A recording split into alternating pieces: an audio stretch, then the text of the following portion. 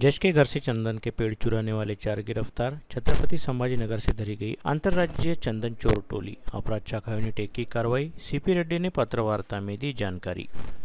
विगत 27 फरवरी को गाड़गीनगर पुलिस थाना क्षेत्र अंतर्गत कांतानगर परिसर स्थित जिला व सत्र न्यायाधीश के निवास स्थान से अज्ञात चोरों ने 20,000 रुपये मूल्य के चंदन के 2 पेड़ काटकर चुरा ले गए। इस मामले की जांच करते हुए शहर पुलिस आयुक्तालय की अपराध शाखा यूनिट 1 द्वारा छत्रपति संभाजीनगर की सिल्लोड़ तहसील अंतर्गत अंबाई गांव से अंतर्राज्यीय चंदन चोर टोली के 4 सदस्यों को गिरफ्तार करने में सफलता हासिल हुई है। यह जानकारी आज बुलाई गई पत्रकार वार्ता में शहर पुलिस आयुक्त नवीन चंद्र रेड्डी द्वारा दी गई। पत्र वार्ता में सीपी रेड्डी द्वारा बताया गया कि घटना की गंभीरता को देखते हुए मामले की जांच हेतु पुलिस के 5 पथक गठित किए गए थे, जिसमें से अपराध शाखा यूनिट 1 के अधिकारियों और पुलिस कर्मियों ने मामले की जांच करते हुए अपने मुखबिरों को काम पर लगाया। इस दौरान पता चला कि चंदन चोरी की वारदात को अंजाम देने वाला गिरोह छत्रपति संभाजीनगर की सिल्लोड़ तहसील अंतर्गत घाटमरी, जंजाला, नानेगांव तथा जालना जिले के भोकरदन तहसील अंतर्गत कठोरा बाजार परिसर से वास्ता रखने वाला है, क्योंकि इन गांवों में अधिकांश लोग चंदन चोरी की वारदात करने के मामले में पेशेवर है। साथ ही यदि पुलिस इस परिसर को आरोपियों को पकड़ने हेतु पहुंचती है तो आरोपी तुरंत ही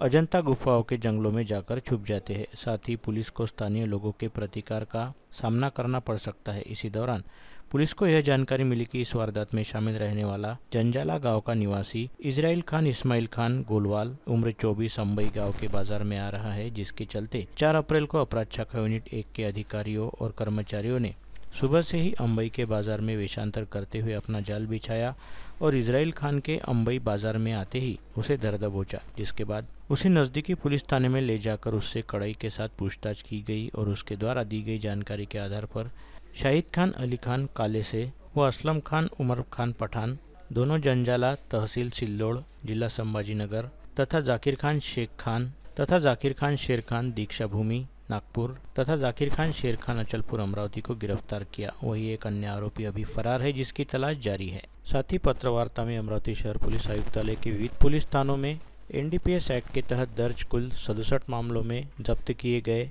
5,97,079 किलो गांजे को 597 किलो गांजे को गत रोज पुलिस आयुक्तालय केंद्रीय गोदाम से नागपुर की बूटीपुरी MIDC स्थित एनवायरो पावर लिमिटेड नामक कारखाने में ले जाकर इंसिनेटर के जरिए जलाकर नष्ट कर दिया गया। इस समय बताया गया कि शहर पुलिस आयुक्तालय अंतर्गत 1999 से नागपुर गेट पुलिस थाने में 40, बडनेरा थाने में 8, गाड़गीनगर थाने 6, कोल्हापुरी गेट थाने में 4, राजापेठ थाने में 3 व सिटी कोतवाली में 3 ऐसे कुल 67 मामले समाविष्ट थे। या आठवड्यात काही घटना घडल्या होत्या किंवा मागच्या महिन्यात काही घटना घडल्या होत्या, असे 4-5 घटनांचा तपास लागल्यामुळे आणि काही नवीन का आपण आपल्या आयुक्तालयात काही गोष्टी नवीन नाविन्यपूर्ण सुरू केलेल्या आहेत, त्याच्याबद्दल भेटायचं होतं। तर कालच्या घटनेमुळे मला वाटतं की पुन्हा जे आरोपी आपण अटक केलेले आहेत सध्या तपास सुरू आहे, ते एकंदरीत ब्रीफिंग करणे आणि आपले काय डाऊट असतील तर चर्चा करता येईल याबद्दल मी बोलवलं होतं सगळ्यांना। काल रात्रीची घटना जी आपल्याला माहिती आहे की ते भोला मसाला सेंटरवर जो रात्री 3 पहिले अज्ञात व्यक्ती होते 8 वाजताच्या दरम्यान जी शॉपमध्ये घुसून तोडफोड केली आणि विकी कुठे आहे असं विचारलं आणि त्याच्या वडील जे होते त्यांच्या दिशेने फायर केला, अग्निशस्त्र फायर केला आणि त्याचा आपल्याला तिथे घटनास्थळी जो आहे एम्प्टी राऊंड आणि त्याचं शेल मिळालेलं आहे। त्याचा CCTV फुटेज आणि बाकीच्या गोपनीय माहिती याच्या आधारे सर्वच टीम कामी लागले होते। शिंदे साहेबांच्या नेतृत्वात क्राईम ब्रँचची टीम होती, पोलिसांच्या टीम सुद्धा, राजापेठच्या कोतवालीच्या इतर DBची टीम, ते कोतवाली पोलिसांच्या DB टीमने आणि इतर लोकांनी सर्वांनी मिळून 3 आरोपींना ताब्यात घेतलेलं आहे आणि त्यांच्यानंतर त्याची अटकेची कारवाई झालेली आहे। त्यांच्याकडून वेपन सीज झालेला आहे आणि ते वेपन आणि ते राऊंड्स जागेवरचे मिळाले ते आता फोरेन्सिक एक्झामिनेशनसाठी पाठवायचं काम सुरू झालं।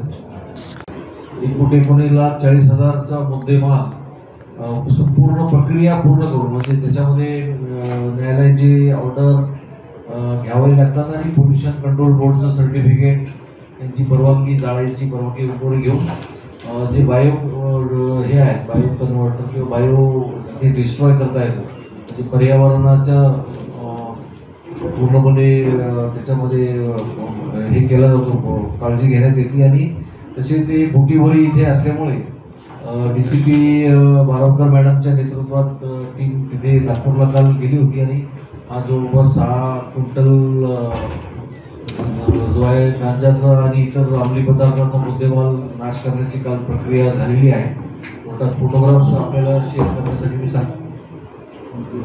सुद्धा आणखी काही आता राहिलेला जो मुद्देमाल आहे ज्याचे कोर्टातून निकाल लागलेले आहेत, आणखी काही 30-40 आहेत आणि इतर सुद्धा मुद्देमाल या सुद्धा प्रक्रिया सुरू करण्यात आलेली आहे.